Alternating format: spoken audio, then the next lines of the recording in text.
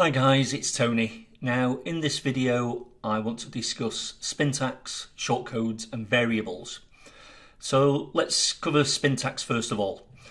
Now anywhere in your page template or your site, if you're building a full site, so anywhere where there's a text area, anywhere in page settings, like the title, the description, the keywords, and in the local scheme of the business name, description, etc. You can use Spintax. And I personally use Spin Rewriter. That's the tool of my preference, but you may have your own preferred tool as well. It doesn't really matter what Spintax tool you use, as long as the output is in the correct format, you can use it throughout your page, throughout your site, and as I say, in the page settings. So, have a play with that. One thing I would say, a top tip would be, make sure when you're using Spintax that it's going to be readable. What I mean by that is, when you read it, it needs to make sense. If it doesn't make sense to you when you read it, it's not going to make sense to your visitor. So I would use that rule of thumb, yeah? Now, we've got two types of shortcodes. We've got pre-configured shortcodes, and we've also got variable shortcodes. So we'll cover the pre-configured ones first. So we go to variables. In the shortcodes tab here, you'll see we've got all these pre-configured shortcodes for phone, for service, for country, location, region, zip, latitude and longitude. Now you can use all of these shortcodes, you can use some of them. Now, aside from phone and service, all the remainder, all you need to do, whether you use one of them or all of them, is place them throughout the content where appropriate for your project. The software, when you generate the pages, will automatically pull all this information in from our databases, yeah? So that's country, location, region, zip, latitude and longitude. For services, you would enter your service information in here. I've entered a few as an example. Your locations are pulled in automatically when you create your site on the front end. So let's say you've got 100 areas as an example. Then ideally you would want to put 100 different services in here, different keyword phrases that relate to the business you're targeting, the niche you're targeting, because that way the content's going to be unique on every page.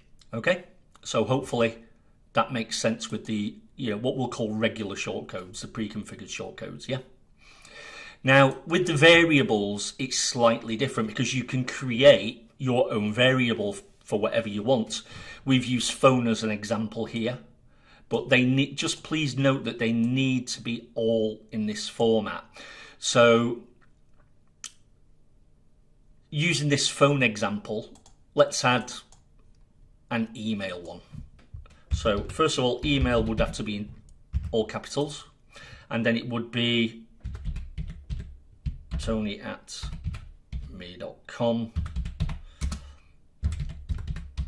anthony@me.com, and anyone@me.com.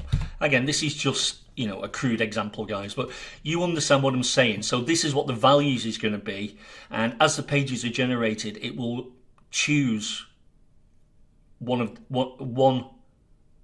in this example, one of these emails for each page. So the content on every page is going to be different.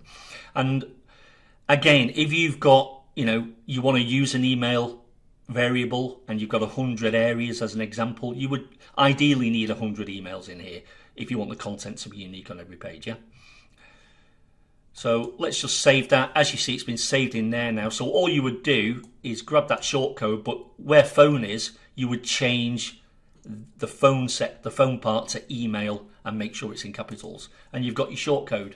And you can then place that appropriately throughout the content. As you can see, I've entered the phone one here. And that's how you use variables, guys. It's as simple as that. Okay. Now, let me just expand on the page settings a little bit. So we've already said you can use Spintax in any of these areas. You can also use the shortcodes, the default ones, you know, the pre-configured ones, or the variables that you create. You can use those in the page title, the description, the keywords. You can use them in the business name, the business description. You can use the telephone if you create a telephone variable.